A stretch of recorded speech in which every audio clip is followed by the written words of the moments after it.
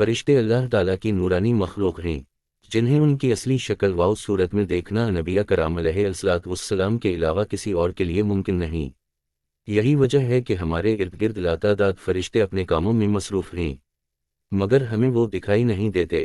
اگر وہ انسانی شکل اختیار کر کے ہمارے سامنے آئیں تو پھر انہیں دیکھنا ممکن ہے۔ انسان کی نسبت فرشتے عظیم مخلوق ہیں، اور ان میں بھی چھوٹے ہیں اور بعض بڑے ہیں۔ فرشتوں کے پر، فرشتوں میں بعض کے 2 پر ہیں اور بعض کے 600 پر ہیں۔ قرآن کریم میں ارشاد پاک ہے کہ اللہ تعالیٰ ہی کے لیے تمام تعریفیں ہیں، جو آسمان اور زمین کا پیدا کرنے والا ہے، اور 2 3 4 پروں والے فرشتوں کا اپنا قاصد پیغمبر بنانے والا ہے۔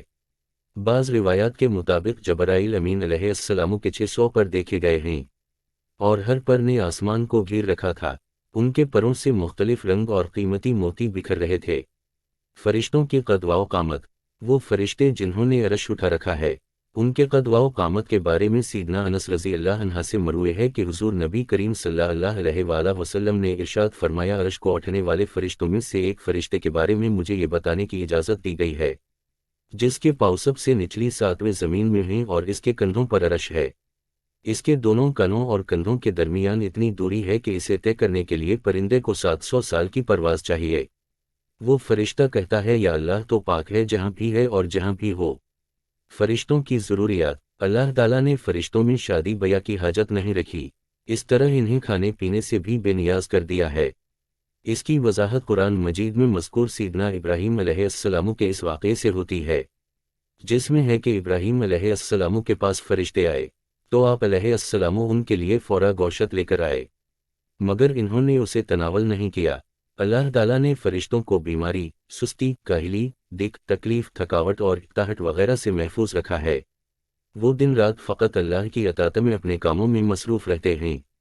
اسی اللہ کا ہے، اور جتنے اس کے پاس فرشتے ہیں وہ اس کی عبادت سے نہ سرکشی کرتے ہیں اور نہ تھکتے ہیں۔ وہ دن رات اللہ کی تسبیح بیان کرتے ہیں اور ذرا سی بھی سستی نہیں کرتے۔ فرشتے تقریباً عام طور پر آسمانوں میں رہتے ہیں، جو صرف اللہ کے حکم سے مختلف کاموں کے لیے زمین پر اترتے ہیں اور پھر واپس آسمان پر چلے جاتے ہیں۔ قرآن مجید میں ایک اور مقام پر خود فرشتوں کی یہ بات مذکور ہے، ہم تیرے رب کے حکم کے بغیر نہیں اترتے۔ فرشتوں کی تعداد کتنی ہے اس کے بارے میں کوئی تفصیل نہیں ملتی، کیونکہ اللہ تعالیٰ کا فرمان ہے، تیرے رب کے لشکروں کو اس کے سوا اور کوئی نہیں جانتا۔ بعض احادیث سے معلوم ہوتا ہے کہ فرشتوں کی تعداد بہت زیادہ ہے، بلکہ اندازہ ہوتا ہے کہ انسانوں اور جنوں سے بھی ان کی تعداد زیادہ ہے۔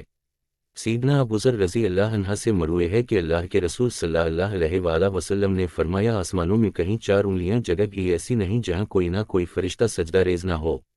سیدنا عبداللہ بن مسعود رضی اللہ عنہ سے مروی ہے کہ اللہ کے رسول صلی اللہ علیہ وآلہ وسلم نے فرمایا، قیامت کے روز جہنم کو اس حال میں لایا جائے گا کہ اس کی 70 لگامیں ہوں گی اور ہر لگام کے ساتھ 70,000 فرشتے ہوں گے جو اسے کھینچ کر لا رہے ہوں گے۔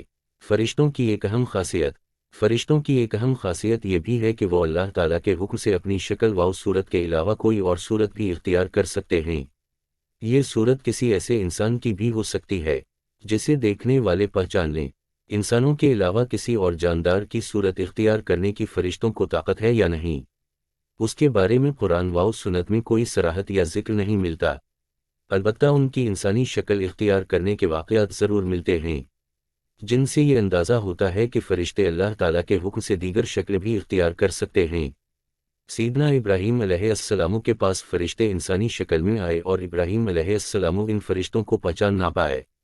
پھر فرشتوں کے بتانے پر آپ علیہ السلام کو معلوم ہوا کہ یہ انسان نہیں ہیں بلکہ فرشتے ہیں۔ فرشتوں کی طاقت، اللہ تعالیٰ نے فرشتوں کو انسانوں اور جنوں سے کئی گنا زیادہ قوت و طاقت عطا کر رکھی ہے۔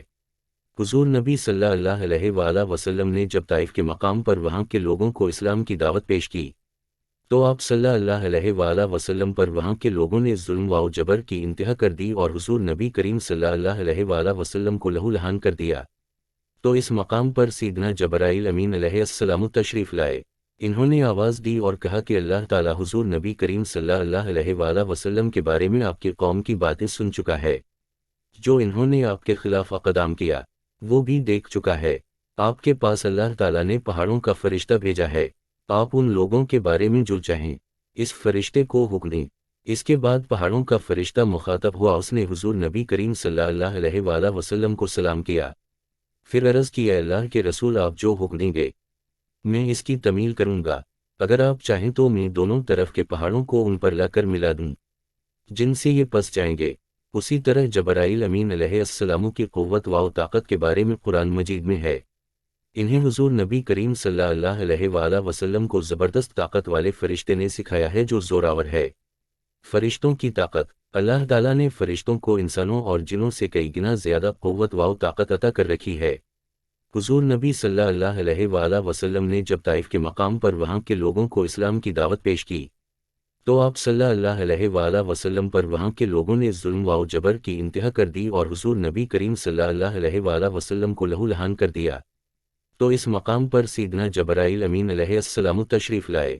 انہوں نے آواز دی اور کہا کہ اللہ تعالیٰ حضور نبی کریم صلی اللہ علیہ وآلہ وسلم کے بارے میں آپ کی قوم کی باتیں سن چکا ہے، جو انہوں نے آپ کے خلاف اقدام کیا وہ بھی دیکھ چکا ہے، آپ کے پاس اللہ تعالیٰ نے پہاڑوں کا فرشتہ بھیجا ہے، آپ ان لوگوں کے بارے میں جو چاہیں اس فرشتے کو حکم دیں۔ اس کے بعد پہاڑوں کا فرشتہ مخاطب ہوا، اس نے حضور نبی کریم صلی اللہ علیہ وآلہ وسلم کو سلام کیا، پھر عرض کی، اے اللہ کے رسول، آپ جو حکم دیں گے میں اس کی تعمیل کروں گا، اگر آپ چاہیں تو میں دونوں طرف کے پہاڑوں کو ان پر لا کر ملا دوں جن سے یہ پس جائیں گے۔ اسی طرح جبرائیل امین علیہ السلام کی قوت و طاقت کے بارے میں قرآن مجید میں ہے، انہیں حضور نبی کریم صلی اللہ علیہ وآلہ وسلم کو زبردست طاقت والے فرشتے نے سکھایا ہے جو زوراور ہے۔